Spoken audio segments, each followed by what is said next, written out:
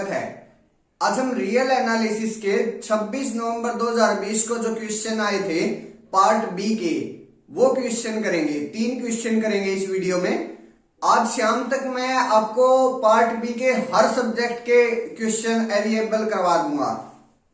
कल फिर हम पार्ट सी पर काम करेंगे। आज हम पार्ट बी पर काम कर लेते हैं।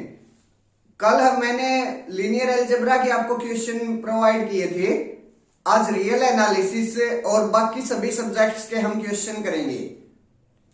तो ये क्वेश्चन रियल एनालिसिस से है। फर्स्ट क्वेश्चन है पार्ट बी का। क्या है question number 1? Let f from n to n be bounded function, then which of the following is not true? Not true, इस बात को फोकस करना, नॉट ट्रू को।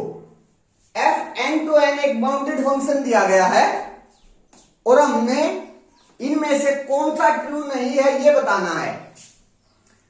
अगर मैं इसको काउंटर एग्जांपल की सहायता से करूं तो वो मेरा जो काउंटर एग्जांपल है वो 3 ऑप्शंस को तो सेटिस्फाई करेगा, लेकिन एक ऑप्शन को सेटिस्फाई नहीं करेगा। और जिस ऑप्शन को वो सेटिस्फाई नहीं करेगा वही हमारा क्या हो जाएगा? आंसर। क्योंकि नॉट ट्रू पूछा है, नॉट ट्रू पूछा तो वही हमारा क्या हो जाएगा? आंसर हो जाएगा। अब देखिए f n to n मेरे पास बाउंडेड फंक्शन है।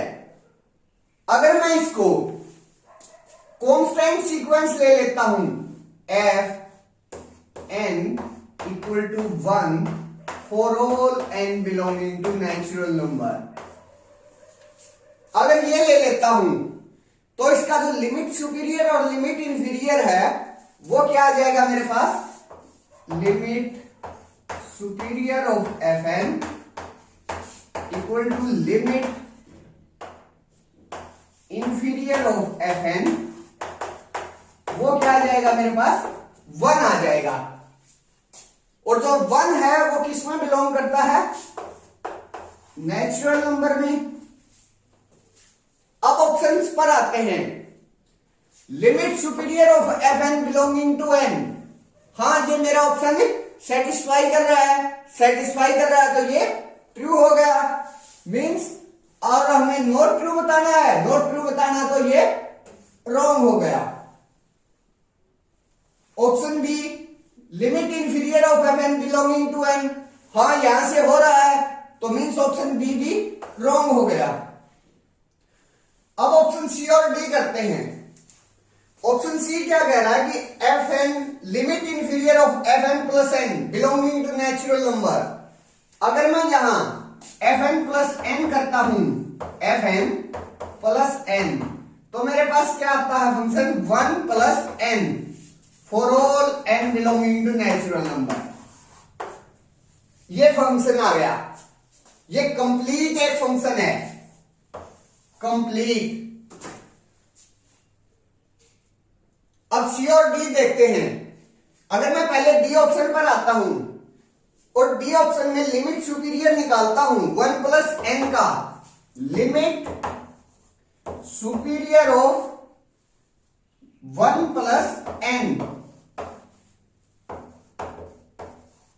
तो इसका जो लिमिट सुपीरियर होगा ये अनबाउंडेड सीक्वेंस अबो सीक्वेंस है, तो अनबाउंडेड अबो सीक्वेंस है तो उसका जो लिमिट सुपीरियर होता है वो क्या होता है? इंफिनिटी। तो इसका जो लिमिट सुपीरियर है वो क्या आ जाएगा मेरे पास? इंफिनिटी, जो कि does not belonging to natural number. Natural number में भी ये बिलोंग नहीं कर रहा। नेचुरल नंबर में बिलोंग नहीं कर रहा तो ऑप्शन जो डी है वो भी मेरे ऑप्शन इसको सेटिस्फाई कर गया। सेटिस्फाई कर गया तो ऑप्शन डी भी रॉन्ग हो गया। अब ऑप्शन सी पर आते हैं। Limit inferior of fn plus n belonging to n, अगर मैं इसका लिमिट इंफीरियर भी लेता हूं, limit inferior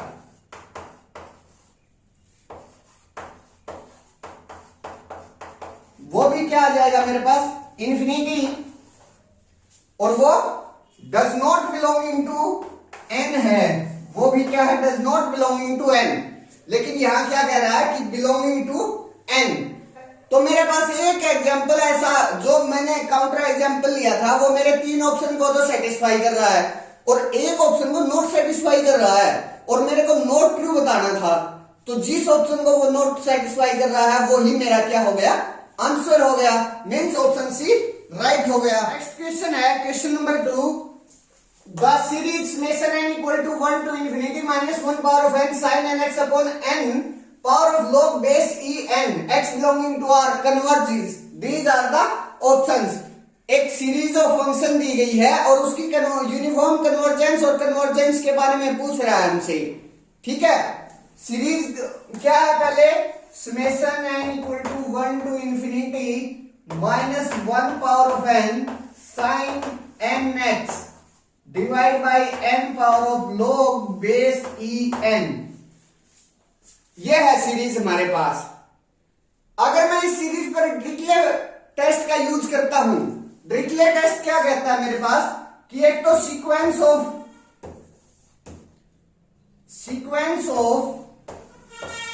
partial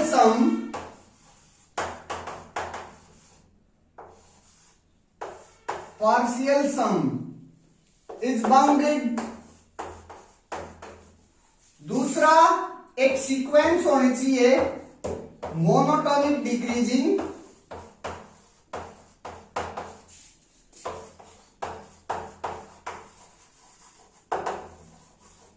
plus uniformly convergent to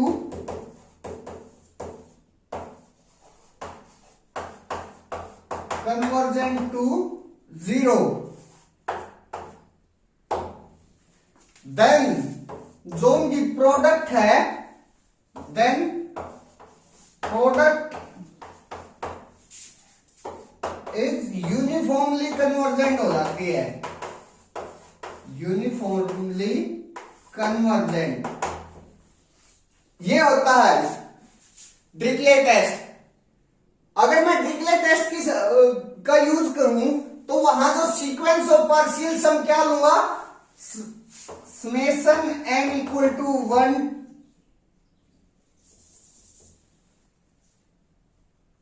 Sn summation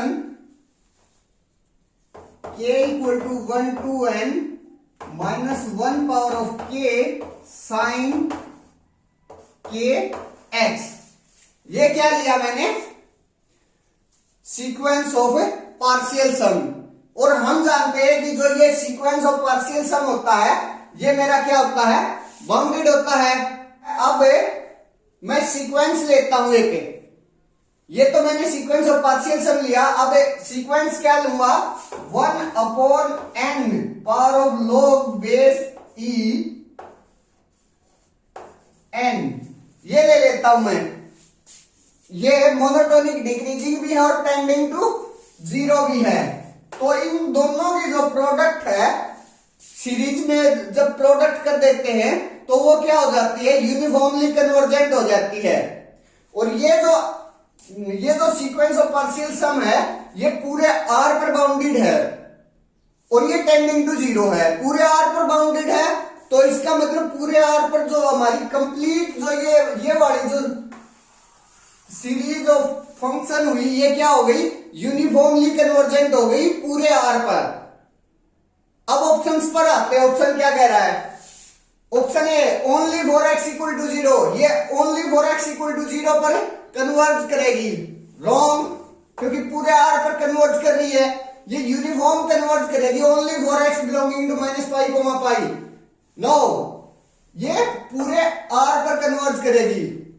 option C क्या कह रहा है कि uniform converge only for x belonging to R। इन पॉइंट्स को छोड़कर बाकी सभी पर यूनिफॉर्म कन्वर्ज कर रही है।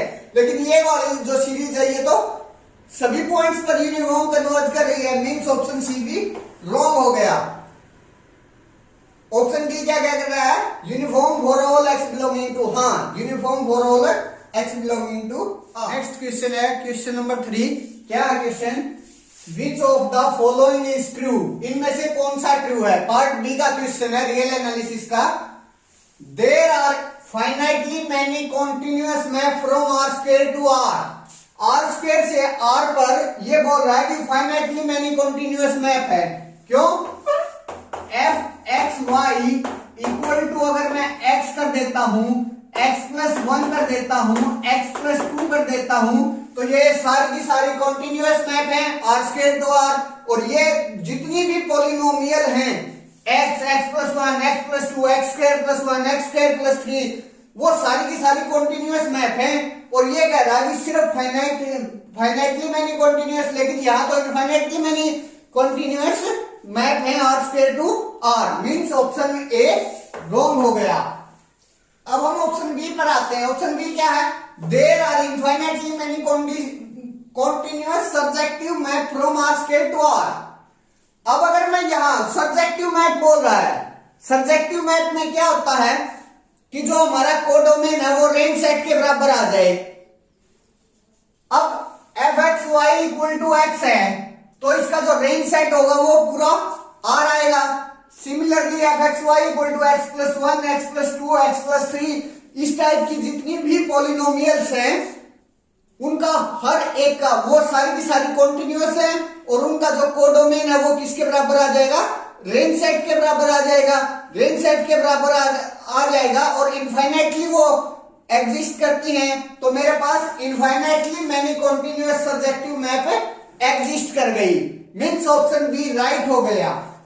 अब पार्ट बी का क्वेश्चन है, एक ऑप्शन हमें करेक्ट दिखा दिया तो बाकी के दो ऑप्शन है रॉन्ग हो जाएंगे, मीन्स ऑप्शन सी और ऑप्शन डी रॉन्ग हो गया। That's it, thank you.